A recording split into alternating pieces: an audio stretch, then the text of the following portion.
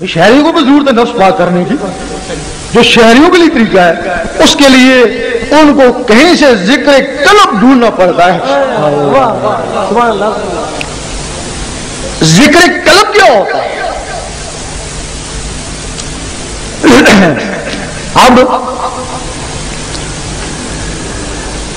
کہتے ہیں کہ قرآن مجید میں نور ہے، کہتے ہیں نا. ایک سکھ نے کہا میں تمہارا عالم رہ گیا تو میں تمہارے بچوں کو قرآن پڑھاتا رہا، اگر قرآن میں نور ہوتا تو میں نوری کیوں نہیں ہوا؟ ایک عیسائی بول اٹھا کہ میں شب و روز اس قرآن کا مطالعہ کرتا ہوں، نوری میں بھی کیوں نہیں ہوا؟ اور ہم نے کہا تم نے دل سے نہیں پڑھا. وہ کہنے چلو ہم نے دل سے نہیں پڑھا، تمہارے مسلمان تو دل سے پڑھتے ہیں نا، تو وہ نوری کیوں نہیں ہوئے؟ اگر وہ سارے نوری ہو جاتے ایک دوسرے کو کافر منافق کیوں کہتے؟ واقعی اس نے صحیح کہا. کسی کو قرآن سے نور حاصل کرنے کا طریقہ آتا ہے، ہر کوئی قرآن سے نور حاصل نہیں کر سکتا ہے. جس طرح بادل سے ٹکراتے ہیں بجلی بنتی ہے، لوہا لوہے سے ٹکراتا ہے چنگاری نکلتی ہے. قرآن کی آیتیں جب آیتوں سے ٹکراتی ہیں تو نور بنتا ہے نا. اب قرآن پڑھنے والوں سے پوچھو تم نے کبھی آیتوں کو آیتوں سے ٹکرایا؟ واہ. اور جن لوگوں نے ٹکرایا وہ عمل بن گئے. کچھ لوگوں نے تسبیح کے ذریعے جو ٹک ٹک تسبیح کرتی ہے اس کے ساتھ اللہ اللہ ملاتے ہیں، اللہ اللہ کا رگڑا دیتے ہیں. 101 دفعہ اللہ اللہ ہوتی ہے تو معمولی سی نور کی چنگاری اٹھتی ہے، معمولی سی.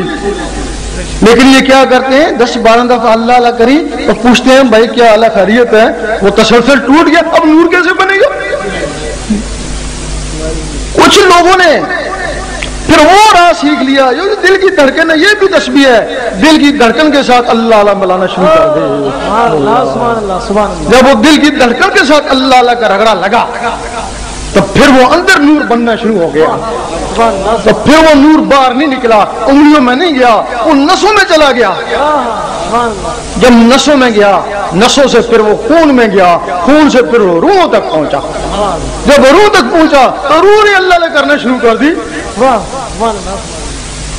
پھر جب روح نے اللہ اللہ کرنا شروع کر دی پھر تم قبر میں بھی چلے جانا تو وہاں بھی روح اللہ اللہ کر دی رہے گی، یوم محشر میں بھی یہ روح اللہ اللہ کرتی رہے گی. پھر اس وقت کیا ہوگا کہ وہ نور اللہ اللہ کا نور تمہارے دل میں جمع ہو جائے گا. جب ان نسوں میں نور جائے گا تو پھر جہاں نفس ہے اس کو بھی نور گھیر لے گا، چاروں طرف سے اس کی غذا بند ہو جائے گی. پھر بے حالت مجبوری اس کو کلمہ پڑھنا پڑے گا. نعرہ تکبیر، تیرا شاہی میرا شاہی، دین نبی کا سچا دائی. بے حالت مجبوری پہ اس کو کلمہ پڑھنا پڑے گا. کلمے کے اثر سے کالا کتا تھا پھر سفید کتا ہو گیا، پھر کلمے کے اثر سے اس کی شکل بیل کی طرح ہو گئی، پھر بکرے کی طرح ہوگی، پھر ایک دن اس کی شکل تمہاری طرح ہوگی. پھر اس کو پکڑ کر حضور پاک کی محفل میں لے گئے.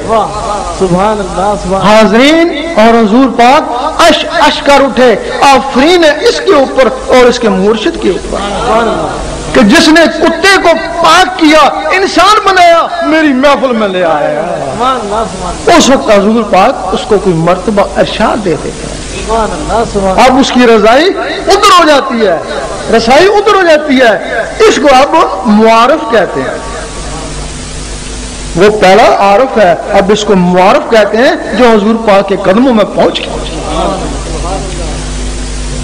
اب معارف دیکھتا ہے کہ بھائی اس کے نفس وہاں پہنچا ہے، خود نہیں پہنچا، خود جسم ادھر ہے.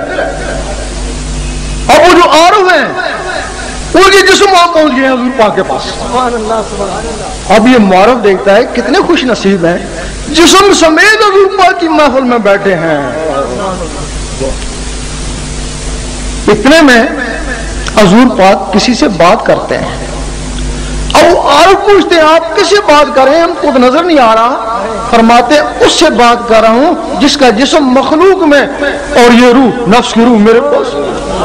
اور وہ کہتے ہیں کتنا خوش نصیب ہے، ادھر بھی موجود ہے اور ادھر بھی موجود ہے. اتنے میں نماز کا وقت آتا ہے، حکم ہوتا ہے یہ جو ظاہری جسم والے ہیں یہ ذہن میں جا کے نماز پڑھیں ورنہ ولایت طلب ہو جائے گی.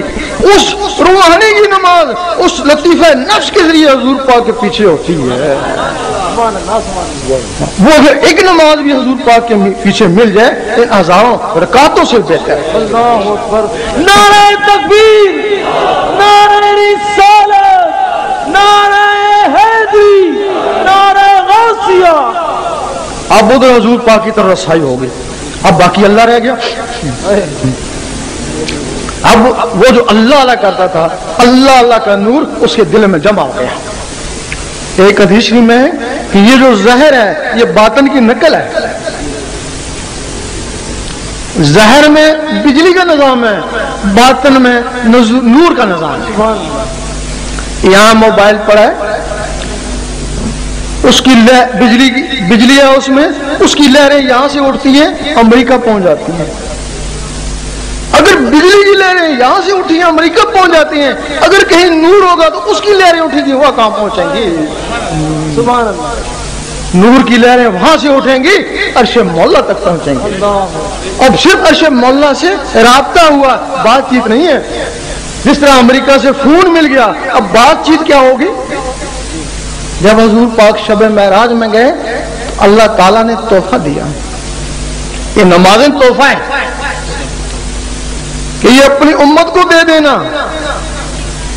یہ تحفے وہ مجھے بھیجیں گے، میں ان کو یاد رہوں گا، وہ مجھے یاد رہیں گے. اب وہ تحفے نیچے آ گئے. اب تحفوں کو اوپر بھیجنے کے لیے وہ ٹیلی فون چاہیے. اللہ، اگر آپ کے اندر وہ نیوری ٹیلی فون نہیں ہے تو آپ کے تحفے یہی ہیں، اوپر نہیں جا رہے ہیں. اس کو نماز صورت بولتے ہیں. صورت کا مطلب ہے کہ جس طرح تمہارا عکس ہے. اب عکس تمہارے فوٹو سے کیا حاصل ہوگا؟ یہ نماز صورت ہے. لیکن جس کے اندر اگر مومن کا معراج ہے ولی تو اسے اگلی چیز ہے نا. مومن کی آواز عرش مولا میں پہنچتی ہے تو ولی ان روحوں کے لیے بذات خود وہاں پہنچ جاتا ہے.